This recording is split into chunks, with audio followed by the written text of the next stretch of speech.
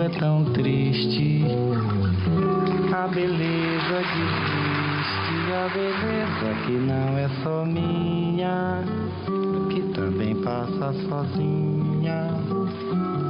Se ela soubesse que quando ela passa o mundo sorrindo se enche de graça e fica mais lindo por causa do amor. Olha que coisa mais linda, mais cheia de graça, ela, menina que vem, que passa num doce balanço, caminho do mar. Bonjour Pascal. Bonjour Xavier. Le père de la bossa nova donc est décédé à l'âge de 88 ans. Oui, comme l'appelaient ses amis artistes brésiliens, Joazinho, le petit Joao. Et notamment, vous savez que c'est un grand ami de Gaetano Veloso qui était très proche de lui. Mais Joao Gilberto est décédé un peu seul, un peu désargenté, un peu en bisbille avec une partie de sa famille. Mais il restera son œuvre et ses airs de bossa nova qui nous feront toujours danser. Je vous propose de regarder le reportage de nos confrères de France 3. Il était le père de la bossa nova, cette musique qu'il a inventée.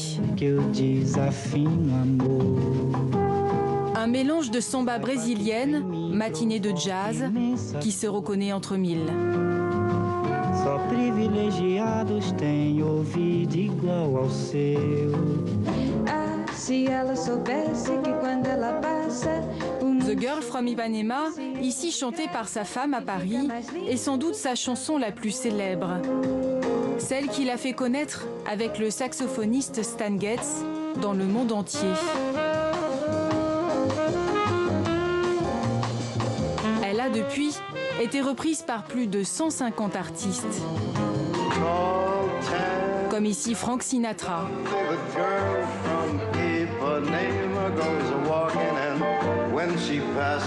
Et près de 60 ans après avoir été enregistrée, elle est toujours la plus jouée. Guitariste hors pair, chanteur de l'âme brésilienne, il s'est produit sur les plus grandes scènes du monde pendant 5 décennies.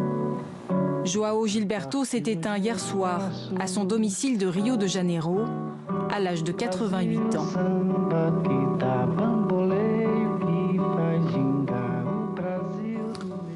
Voilà, et on va continuer avec un film documentaire sorti en France cette semaine intitulé « Oh les filles ». Absolument. Alors Xavier, je vous emmène en plein cœur de Paris. Vous allez voir dans une rédaction. Alors vous allez vous demander pourquoi je vous emmène dans la rédaction de l'Obs, en l'occurrence l'Obs, donc le nouvel Obs. Eh bien parce que l'un de ses rédacteurs en chef, François Armanet, c'est le réalisateur de ce film « Oh les filles ». Alors que raconte « Oh les filles » Eh bien c'est une histoire du rock français depuis les années 60, vue par 10 rockeuses, depuis Françoise Hardy, Brigitte Fontaine, jusqu'à Camilla Jordana, la plus jeune, en passant par Imani, Jeanne Haddad. Bien, je ne vais pas vous dire tous les noms, vous allez les découvrir.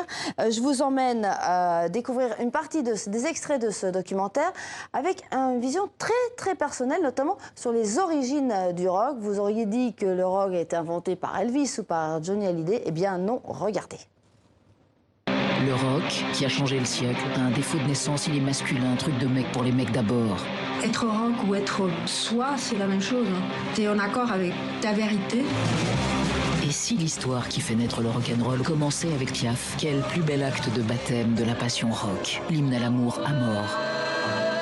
Le soir même de la mort de son amant Marcel Cerdan dans un crash d'avion, un autre de ses amants, Charles Dumont, lui, compose Mon Dieu, et quand elle chante Mon Dieu, on a un gospel universel, un cri dans la nuit, une déchirure, une attitude, une pose, c'est Piaf. Je veux dire, voilà, c'est la même chose qu'Amy Winehouse. Donc pour nous, on a pris ce propos comme définition du rock. Face à la caméra, les rockeuses se lâchent. Elles parlent de tout, de sexe, de liberté, de féminisme.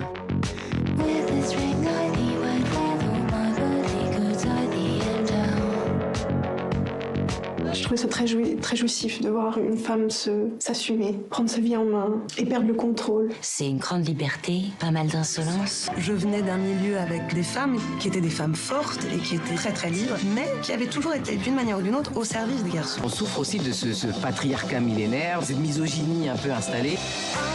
Le film est une ode à la femme, une ode à la féminité, une ode au féminisme. On n'imaginait pas que ce serait que leur sororité, avec des parcours aussi singuliers, naîtrait de manière aussi évidente, que ce qu'elle dirait résonnerait de manière aussi intense. Ça, on ne l'imaginait pas. Ah bah, le sexe fort, à mort, à mort, à mort. Brigitte Fontaine dans ses œuvres. Merci Pascal. Merci. Et à très bientôt. Tout de suite, on file là où